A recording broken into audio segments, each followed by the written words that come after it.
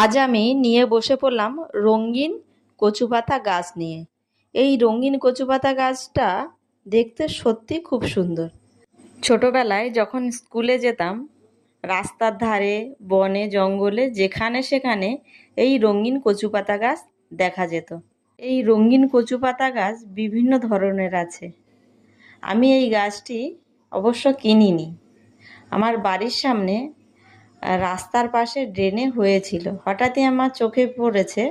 আমি আর দেরি না করে গাছটা তুলে নিয়ে এসেছি। এখানে দুটো গাছ আছে, তোমরা দেখতেই পেয়েছো।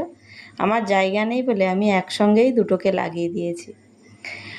এইগুলো এখন প্রায় বিলুপ্ত, দেখা যায় না বললেই চলে।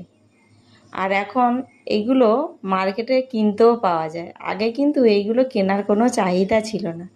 ছোটবেলায় আমরা এই রঙিন কচু পাতাগুলোতে জল দিতাম, টুপ করে পড়ে যেত, আবার জল দিতাম। তখন বুঝতাম না যে কচু পাতায় তো জল দিলে জল থাকবে না, ভালো লাগতো। জল দেওয়ার পরে জল পড়ে যাচ্ছে। আর বর্ষাকাল মানেই ফাঙ্গাসের আক্রমণ খুব বেশি হবে, এই কারণেই জলে একটু ফাঙ্গাসাইড মিশিয়ে দিয়ে দিলাম। টাটা, সবাই খুব ভালো থাকবে।